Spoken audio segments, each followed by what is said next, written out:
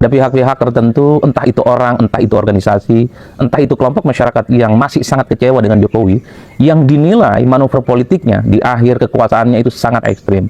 Terutama terkait dengan putusan Mahkamah Konstitusi, termasuk juga soal bagaimana perilaku politik Jokowi yang dinilai merusak demokrasi. Jadi dalam konteks itulah saya tertarik ingin membahasnya dalam 3 hal sekaligus. Pertama, dari segi komunikasi politik. Ada satu istilah yang disebut dengan propaganda. Jadi propaganda itu adalah semacam pesan politik yang sengaja dihembuskan, sengaja disampaikan oleh pihak-pihak tertentu, entah individu ataupun kelompok. Tujuannya adalah untuk menyerang seseorang, tujuannya adalah untuk mendiskreditkan seseorang, tujuannya adalah untuk menjatuhkan reputasi seseorang. Biasanya sang pemberi pesan dalam gerakan propaganda semacam ini sulit untuk dideteksi, sulit untuk dilacak, gerakannya bawah tanah, tapi pesan-pesan yang disampaikan itu nyata, yaitu untuk merusak reputasi seseorang. Jadi dalam konteks ini tentu vandalisme itu adalah sebagai upaya untuk ngasih pesan. Komunikasi publiknya adalah supaya publik itu tahu, supaya publik itu merasa Jokowi itu bukan pemimpin yang baik. Jokowi itu bukan pemimpin yang seperti dipersepsikan sebagai sosok yang mungkin memiliki reputasi yang baik, tapi Jokowi itu adalah pemimpin yang tidak benar dan sangat layak untuk diadili. Itu yang saya kira dalam propaganda politik menjadi penting disampaikan dalam konteks bagaimana melihat gerakan vandalisme adalah bagian untuk membangun kasak-kusuk politik. Jokowi itu adalah pemimpin yang gagal dan sangat layak untuk diadili. Meski secara diskursus soal propaganda ini kan masih terjadi pro dan kontra. Ada yang memperbolehkan, ada juga yang melarang, karena itu dianggap sebagai komunikasi politik yang anti-ideolika, gerakan dan opini politik yang kemudian dianggap sebagai sesuatu yang justru tidak pernah menyajikan fakta-fakta yang objektif. Tapi terlepas di antara segala-galanya, tentu saja propaganda semacam ini tujuannya satu, bahwa ingin menyerang Jokowi dan bagaimana merusak kredibilitas Jokowi sepanjang Jokowi menjadi presiden 2 periode di Republik Indonesia. Itu konteks propaganda. Makanya tidak mengherankan, vandalisme ini kan sulit untuk dicek kira-kira siapa pelakunya, tapi pesannya sampai kepada publik. Itu yang pertama. Yang kedua, harus diakui, ini kan menegaskan bahwa sebenarnya ada pihak dan kelompok-kelompok tertentu yang sampai hari ini itu tidak terima dengan manuver politik Jokowi. Masih kecewa dan masih marah karena Jokowi itu dianggap sebagai mantan pemimpin yang merusak demokrasi, dianggap presiden yang dulunya terlampau jauh cawe-cawe dalam urusan pemilu, khususnya pemilu di 2024, yang kemudian sang putra mahkota juga bisa bertanding dalam pilpres. Ini adalah ekspresi-ekspresi kemarahan yang sepertinya sampai hari ini itu akan terus disampaikan melalui gerakan-gerakan vandalisme itu. Bahkan kalau kita agak sedikit flashback ke belakang, beberapa hari yang lalu, beberapa waktu yang lalu, ada juga yang demonstrasi supaya Jokowi itu minta diadili.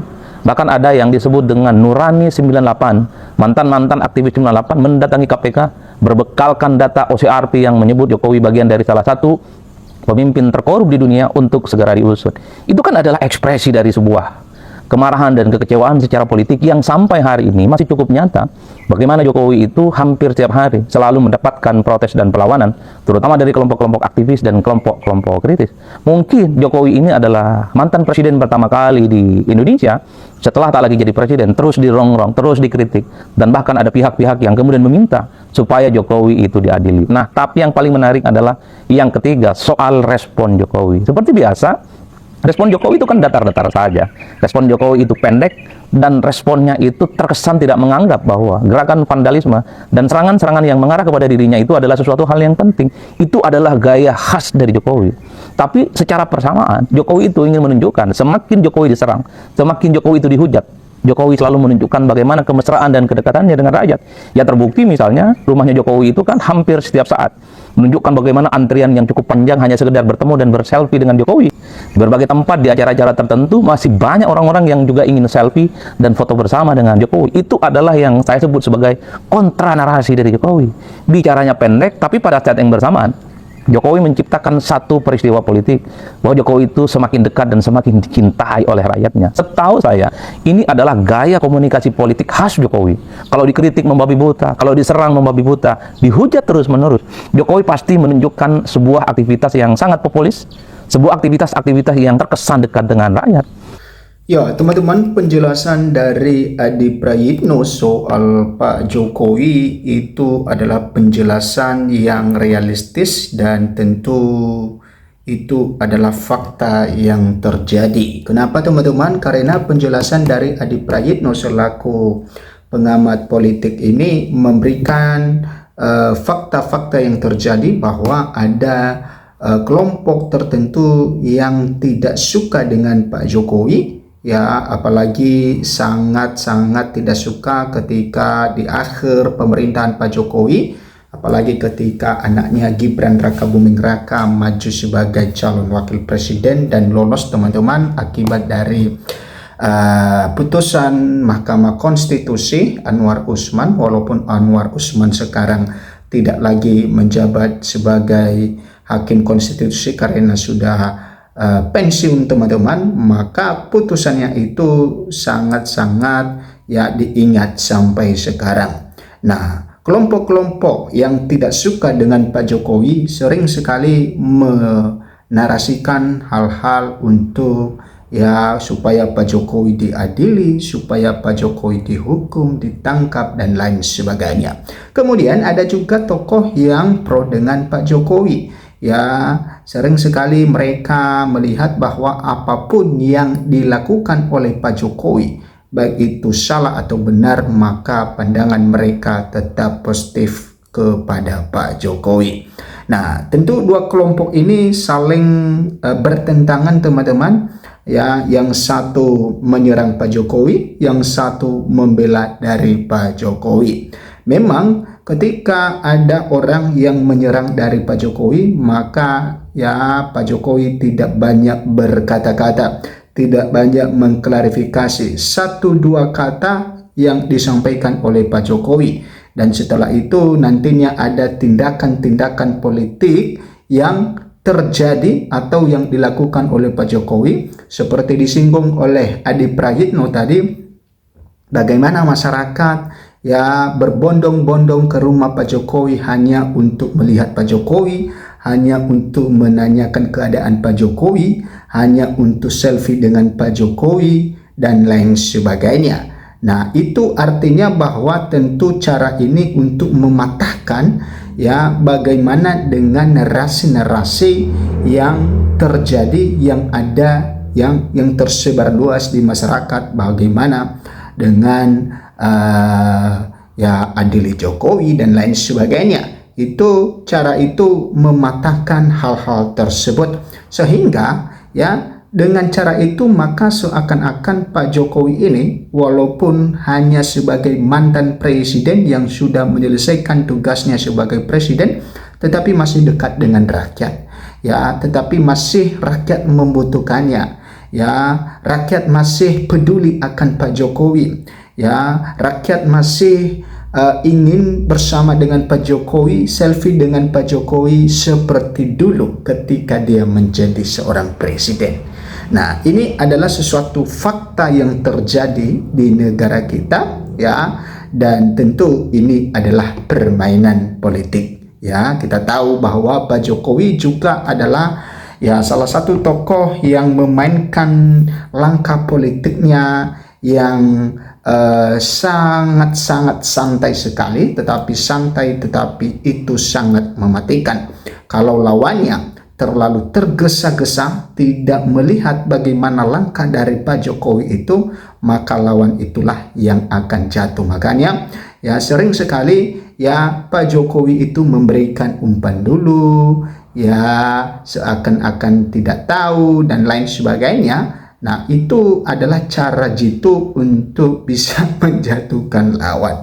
Nah, jadi permainan-permainan seperti ini kadang-kadang yang bermusuhan dengan Pak Jokowi sangat greget karena tidak ada perlawanan masif dari Pak Jokowi atau tidak ada kata-kata untuk menyerang, tetapi nanti baru mereka lihat bagaimana Pak Jokowi itu ketika melakukan tindakannya. Oh, ternyata seperti ini. Nah, jadi hal seperti itu yang sering sekali membuat suatu kasus yang menimpa ya atau yang menyeret nama Pak Jokowi sangat lama sekali. Ya, contohnya saja mengenai kasus ijazah Pak Jokowi. Sudah bertahun-tahun teman-teman. Ya, kasus ini terus ada di media sosial, bahkan mengalahkan isu-isu yang sangat besar pun itu dikalahkan oleh kasus ini. Ya, kasus yang lain atau isu yang lain hanya bertahan sekitar 1, 2, 3 hari, bahkan sampai seminggu, maka setelah itu kembali lagi tentang ijazah Pak Jokowi. Nah, artinya bahwa dari tahun 2000 ya 25 sampai tahun 2026 ini, ya kasus ijazah Pak Jokowi menjadi kasus yang punya dramatis nomor 1 di negara kita ini. Nah, jadi ini sangat-sangat sulit sekali untuk bisa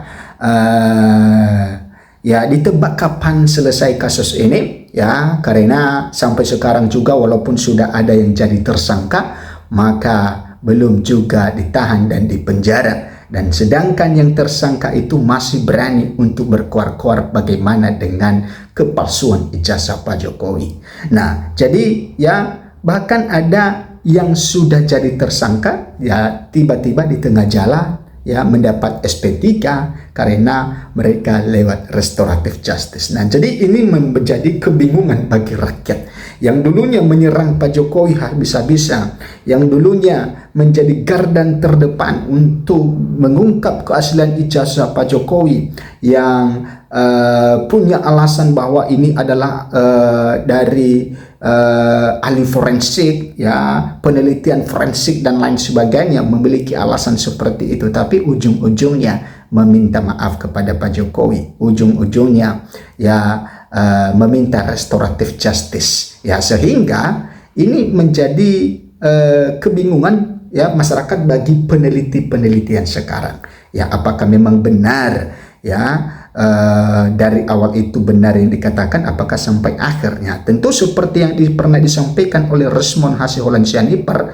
maka itu sudah terbantahkan ya apa yang pernah dia sampaikan dari awal, ya, dia menyerang Pak Jokowi, dan sekarang sudah terbantahkan. Artinya dia sendiri yang membantah apa yang dia argumenkan dari awal, karena dulu kan dia meyakini bahwa ijazah Pak Jokowi asli. Nah, sekarang dia meyakini bahwa ijazah maksudnya dulunya dia meyakini bahwa ijazah Pak Jokowi itu palsu. Nah, sekarang dia meyakini ijazah Pak Jokowi itu asli. Nah, jadi ya dulu dia membantah mengatakan A, sekarang dia mengatakan B. Artinya sekarang ini sedang dia berusaha membantah apa yang pernah dia ucapkan dulu. Oke, teman-teman, ya, kita lihat dulu ini apa yang disampaikan oleh Roy Suryo ini. Roy Suryo, CS ajukan sengketa informasi demi buka 709 dokumen kasus ijazah Jokowi. Nah, ini sangat banyak sekali ya informasi, ya, membuka 709 dokumen, ya, dokumen-dokumen apa itu sangat banyak sekali dari Roy Suryo. Roy Suryo CS melalui tim hukum Tifa dan Roy Advokat Troya, ya, mengajukan permohonan sengketa informasi ke Komisi Informasi Pusat KIP terkait 709 dokumen yang disita Polda Metro Jaya. Dokumen itu terkait kasus dugaan pencemaran nama baik terkait ijazah Presiden ke-7 Republik Indonesia, yaitu Joko Widodo. Troya meminta daftar dokumen sitaan tersebut termasuk 504 dokumen yang berasal dari Universitas Gadjah Mada UGM diperlihatkan. Nah, perwakilan dari Troya, Abdullah Aka Al-Katiri, mengatakan pihaknya hanya meminta daftar dokumen dan salinan ijazah, bukan dokumen asli.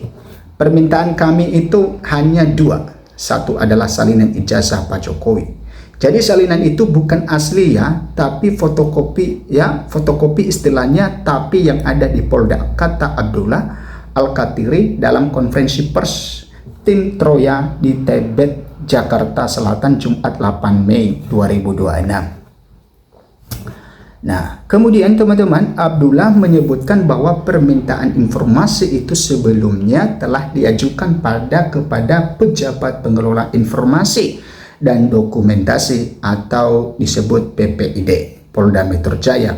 Namun, permohonan tersebut ditolak dengan alasan dokumen termasuk informasi yang dikecualikan karena masih berkaitan dengan proses penyidikan.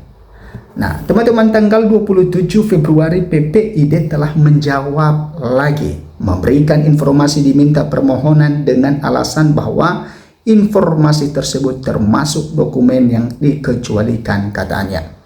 Karena tidak puas dengan jawaban tersebut, tim hukum kemudian mengajukan sengketa informasi ke KIP sesuai mekanisme Undang-Undang Keterbukaan Informasi Publik atau KIP. Menurut Abdullah, teman-teman, daftar dokumen sitaan itu penting untuk mengetahui relevansi barang bukti dengan penetapan tersangka yaitu Roy Suryo dan juga Dr. Tifa. Teman-teman, nah, bahkan dijawab oleh atasan PPID memang benar ada 709 itu. Jadi dasarnya juga surat jawaban dari PPID, ujarnya. Ia juga mengungkapkan sebagian daftar dokumen dari UGM sebenarnya sudah diterima pihaknya melalui berita acara penyerahan dokumen, namun mayoritas isi daftar tersebut ditutupi. Teman-teman, Universitas Gadjah Mada memberikan bahkan berita acara. Berita acara yang diberikan oleh Polda diberikan ada 504 dokumen, tetapi bisa dikatakan 90% dihitamkan, kata Abdullah. Sementara itu, koordinator tim Troya, Refli Harun, mengatakan permintaan daftar 709 dokumen dilakukan agar pihaknya mengetahui kaitan dokumen-dokumen tersebut dengan perkara yang menjerat Roy Suryo dan juga Dr. Tifa. Kami ingin minta daftarnya, sebenarnya dokumen 709 itu apa saja yang dijadikan sebagai penersangkaan baik Roy Suryo maupun Dr. Tifa, kata Refli Harun. Refli berharap sengketa informasi di KIP dapat membuka akses publik terhadap dokumen yang dinilai berkaitan dengan kepentingan masyarakat. Nah, itu teman-teman tentang kasus ijazah Pak Jokowi. Silakan memberikan komentar Anda, ya, tanggapan Anda, dan yang sesuai dengan nilai etika yang ada di masyarakat.